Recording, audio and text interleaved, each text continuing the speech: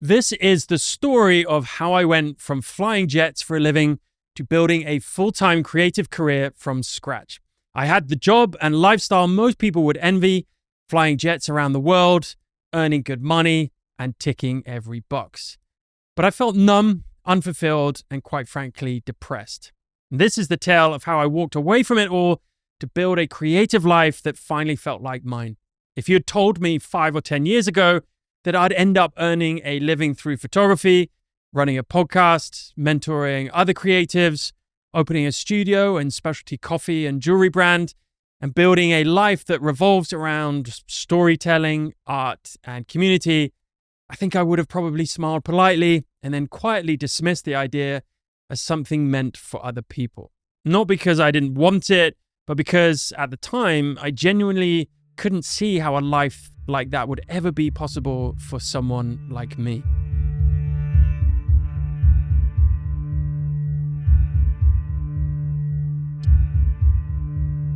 For most of my life, I was walking a very different path, one that felt structured, logical, and safe. I'd grown up with a pretty strong sense of what success was supposed to look like. There were expectations, and not in a harsh or rigid way, but just those quiet, consistent messages from the world around me, from family, from school, from culture, about who I should be and how life should unfold. I internalized a lot of that, like many people do, and so for a long time, I tried to keep things neat, stay in line, do what made sense. But underneath all of that, there was always this current, this subtle, persistent restlessness. I didn't always know how or what to name it, and I didn't know really what to do with it, but it was there. It was ever present. And at about 20, I was diagnosed with cancer, and it was that moment, as strange as it sounds, that actually reshaped the way I saw myself. Not immediately, and not in some movie-like way, but gradually. It shook something loose in me. It pushed me to stop waiting for permission to make decisions for myself. And I think more than anything, it gave me a kind of internal clarity that I hadn't really had before. Not about what I wanted to do necessarily, but about how I wanted to feel about the things I chose. That's when I decided to become a pilot. It gave me a direction to channel all that energy into, a lot of it anxious energy. And it was something that felt both ambitious and grounded, and something I could take pride in and would hopefully make my parents proud. And I went all in on that path. I loved the training, the structure, the systems, the learning curve, the challenge. The technical side of it really clicked with the way my brain worked.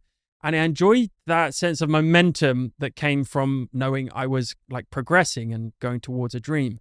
Fast forward many years, and I found myself as a captain of a private jet, which from the outside probably looked like the pinnacle. High status work, well paid, international travel, get the status, you get the nice hotel rooms, the uniform, the lifestyle.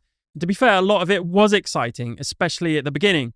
It looked great, and for a while, I could almost convince myself that it felt great too.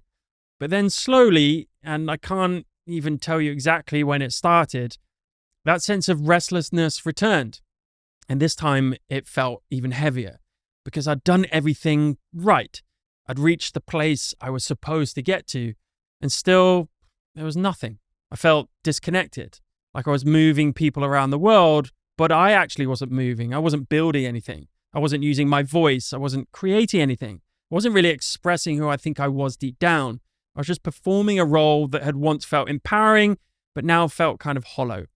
And around that time, that's when I started picking up a camera.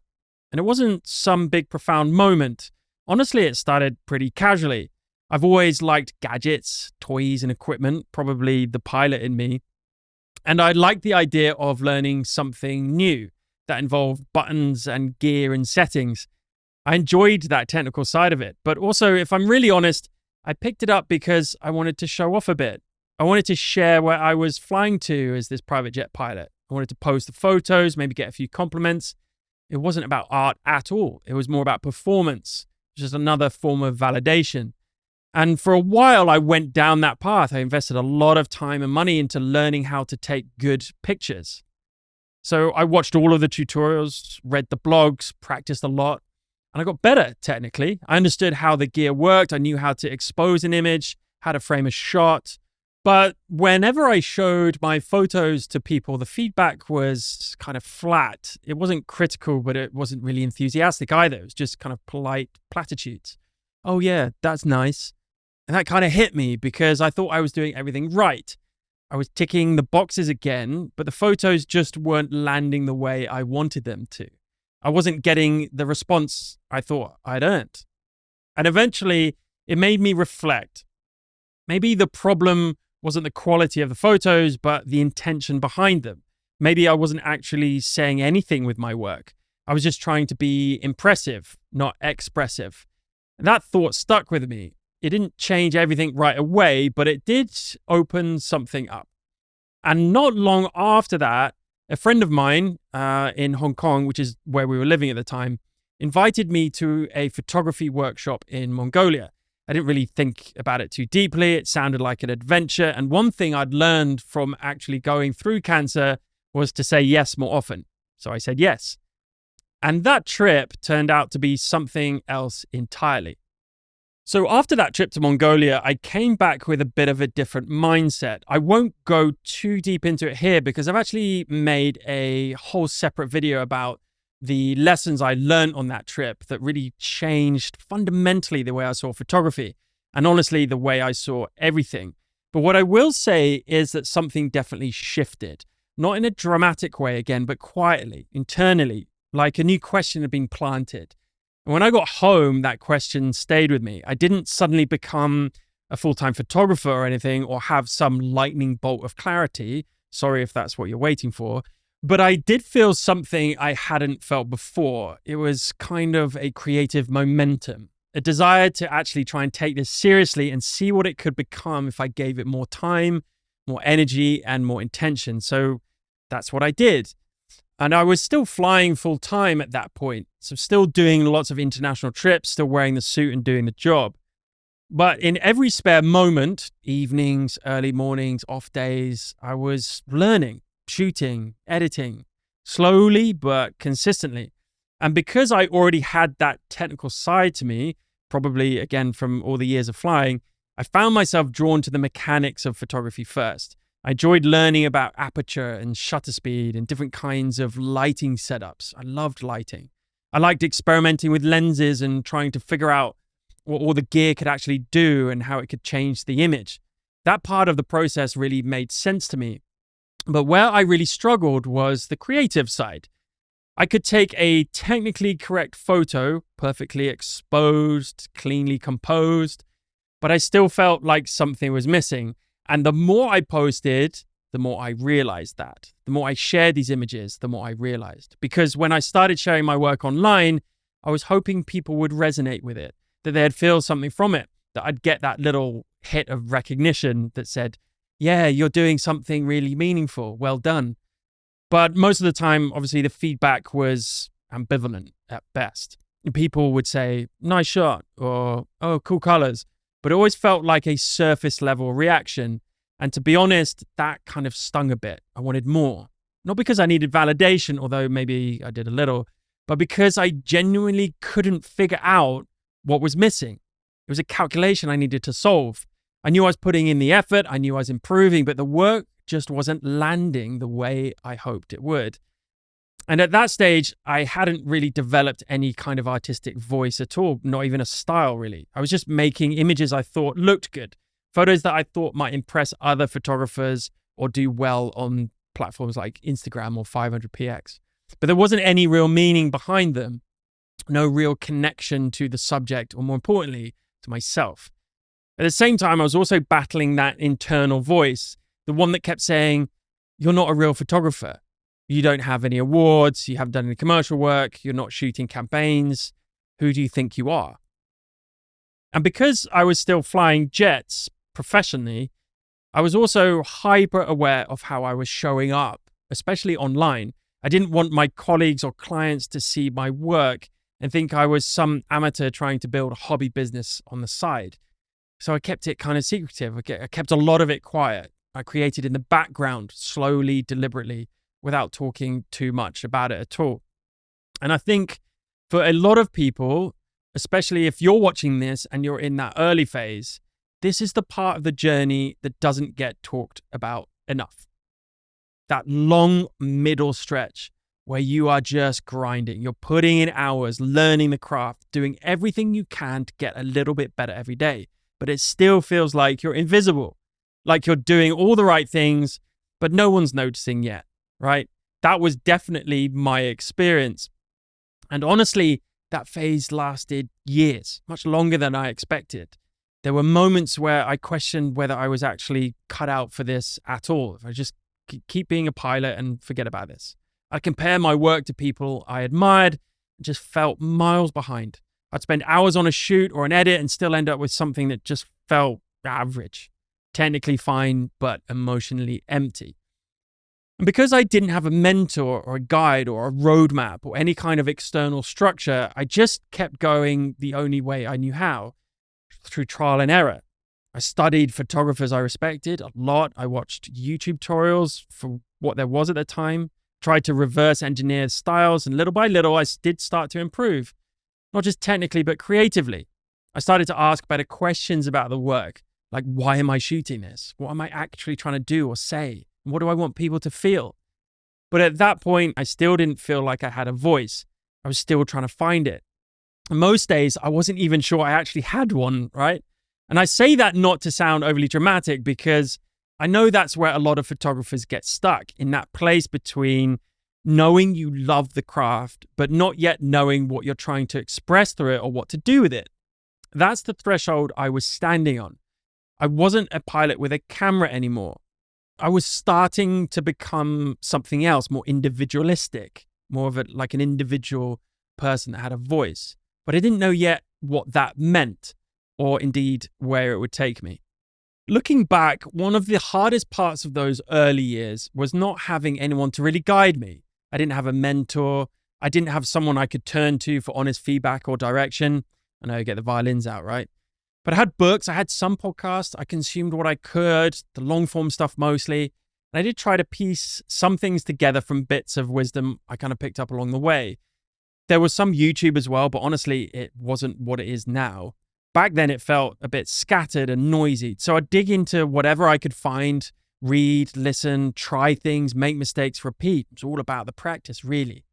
I also reached out to professionals from time to time, sent messages, asked questions, tried to get feedback. And sometimes they replied, which I appreciated. And this is the genesis of the podcast, really. But most of the time, it was either a brush off or something very surface level. And I get it. People are busy. No one owes you their time. But I do remember how that felt, especially when you're in that stage and you're pouring everything you've got into this thing. And you just want some kind of sign, I guess, that you're on the right track, some kind of encouragement. There were a couple of small moments that did help that, though. And I think back to that trip in Mongolia, because there were two professionals leading that workshop. And the insights they shared were actually some of the most impactful things I've ever learned that I still carry with me today. Not just about photography, but about presence as well. They weren't giving long lectures or technical breakdowns. It was more about how they carried themselves, how they saw light, how they engaged with people. And that experience really changed the way I thought about image making. And there was also like small moments, like with Joey L, who was my hero at the time, who gave me some feedback on some of my photos. Nothing over the top, just a few words. But when someone you respect gives you a little nod like that, it really hits differently. It kind of sits with you, right? Not because it means you've made it, but because it gives you a little more confidence to keep going and keep testing. But for the most part, it felt like I was trying to learn a whole new language without a teacher. So I did end up buying into a few mentorships and courses along the way, hoping they'd give me the answers, hoping they'd give me a clear structure. But to be honest, most of them felt pretty transactional. Time-based calls, follow the system type of thing. It wasn't personal, and it wasn't built around what I needed or where I was in my very, very unique journey. And that started to frustrate me more than help me, because I didn't just want to follow a template. I wanted someone to really understand where I was and to help me understand what I was trying to say with my work. And that kind of support just didn't seem to exist, at least not in the way that felt genuine, or at least not in the way that I knew. And I think without realizing it at the time, that gap started shaping how I thought about photography as a whole. I wasn't just learning to take better photos. I was slowly, awkwardly building a kind of framework for how I wanted to grow as a creative and how I wanted to help others grow too one day. And at the time, I didn't know I'd eventually build my own mentorship program at all, or that I'd end up helping others through that process. But I do remember thinking, if I ever figure this out, I want to create something better than this. Something that actually supports people in a way that's human and specific and not just a template with a checkout link, right? And maybe that's part of why I stuck with it through all of those difficult times. Because even though I was frustrated and uncertain, there were also these quiet beliefs forming underneath it all that this path, messy as it was, could lead somewhere worth building. As I started getting deeper into photography and beginning to take it much more seriously, there was something else that began to kind of stir alongside it. And it wasn't new, really. It was more like a familiar itch that had been with me for a long time. This quiet, persistent urge to build something of my own, to create something that I made. And even before photography came into the picture, I'd always been playing around with ideas, small little business concepts, startup experiments, half-built websites. Some I pursued for a while, some I let go of pretty quickly, but that desire to create, not just the thing itself, but the structure around it, was always in me. It just didn't have a clear home or path yet. But when photography started becoming more than just that hobby, that entrepreneurial energy really came rushing back in. Only this time it actually felt aligned with something real. It wasn't about trying to build something to prove a point or chasing trends or finding the next quick win. It felt more like, what if I could build something honest around this? Something authentic, something thoughtful, sustainable, something that could last.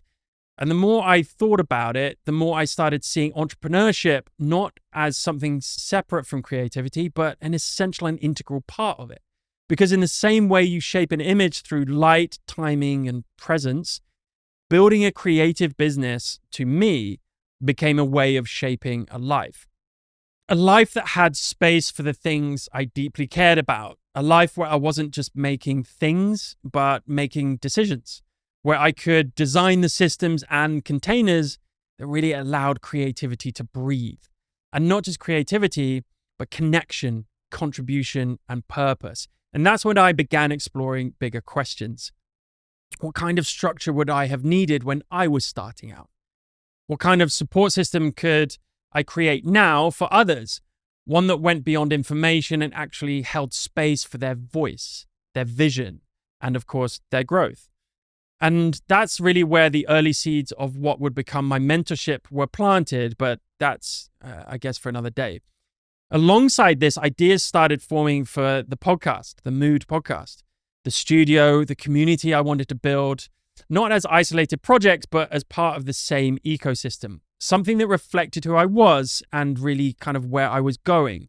And just to say, there was also another creative obsession running in parallel through all of this, through all of my years, even as a pilot, one that's been with me for well over a decade now: coffee, specifically espresso. Since my early 20s, I'd been diving into that world just through education, consuming, obviously, certifications, sensory training, roasting experiments, everything. And I saw that process as deeply creative too. It just kind of fit. Dialing in a shot of espresso has always felt to me like a kind of art form, a balance of science, sensory feedback, rhythm, and repetition. But that's a whole story in itself that I think we'll just save for another time as well. But the point is, I started to realize that everything I was drawn to had something in common.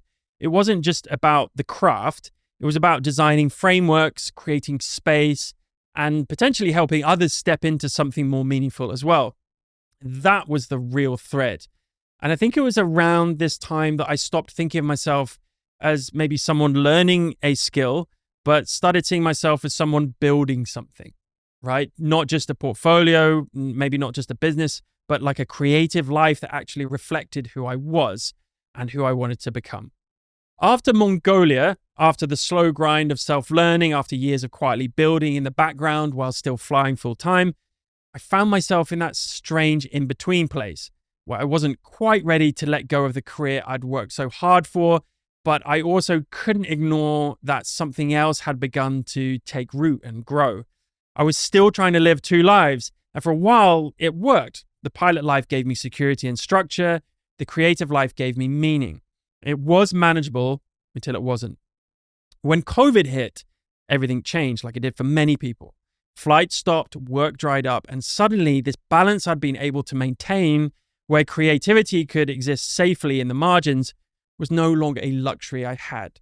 For the first time, there wasn't another contract around the corner or a roster to plan around. There was just a blank page. And a question I couldn't avoid anymore. What now? I could have waited it out, could have held tight until the aviation world reset, but deep down, I knew that wasn't the path I wanted anymore. It wasn't even a hard decision in the end. It just felt obvious, like something I'd been preparing for without really realizing. This wasn't a side project anymore. This was the thing, the work, the business, the life I actually wanted to build. So I made the decision to treat it that way. I didn't go all in with a grand plan or a huge launch. It started in the same way everything else had, just quietly. I looked at what I had, what I'd learned, what I believed, what I still needed to learn, and started shaping it into something tangible. I began outlining a mentorship program, not as a course, but as a personal response to all the gaps I'd faced myself. And I wanted it to be real. I wanted it to be high touch, focused, not another cookie cutter solution, but an actual framework people could grow through. And of course, then the podcast began to evolve, again, quietly, slowly. It wasn't about building a brand or growing the channel. I mean, that was part of it, of course, but it was just about having the conversations I felt were really missing in the creative world. Honest, thoughtful conversations that didn't try to fit into a viral reel or a 60-second highlight, even though that's still good to try and do. But I wanted to slow things down to explore process, purpose, creative identity, to make space for nuance. And as that actually took shape, so did the idea of a physical space. This studio, a cafe, a place where creatives could come together, not just to work, but to connect. And of course, underneath all that is the coffee, the specialty coffee, the wonderful espresso that I've been obsessed with since my early 20s. And I'd spent years just diving into, learning, experimenting, getting certified, roasting, brewing. But yeah, that's another story for itself, I think. The point is, everything I cared about was starting to converge. There was some congruence happening. Photography, teaching, community, creative direction, story, conversation, coffee. It all felt like it belonged together. And for the first time, I wasn't dividing my life into compartments. I was building something unified, or at least I'd hoped. I was building something that was mine.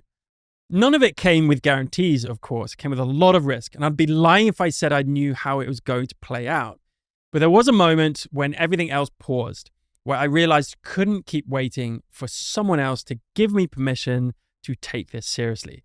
So I gave myself that permission, and I backed myself, and I got to work. When I look back now, I think one of the biggest shifts wasn't in what I was doing, it was in how I saw myself. For a long time, I was chasing clarity, waiting for that moment where I'd feel like I'd made it, that I was finally a real photographer, a real creative, someone who had permission to speak with authority. Of course, that doesn't happen. What actually changed was quieter than that. It was just a growing sense of, I don't need to become anything anymore. I just need to continue being this. And that small shift changed everything. Because I stopped seeing photography as a skill to master and started recognizing it as a way of seeing, a way of being in the world. My images and my processes started to slow down, and I became more present in the way I approached a subject, maybe, or more attuned to the light, the energy, and the intention. I stopped trying to impress people with what I captured and started trying to connect more deeply to why I was drawn to certain moments in the first place. And that's when the work really began to evolve, I think, because it was no longer just technically good. It really started to feel like it had a heartbeat, like the images were breathing a little. I wasn't shooting for likes or clients or comparison anymore, even though that's all good. I was shooting from a place that felt real. I was photographing what moved me, what made me pause, what I wanted to remember, what I found meaningful, even if no one else did.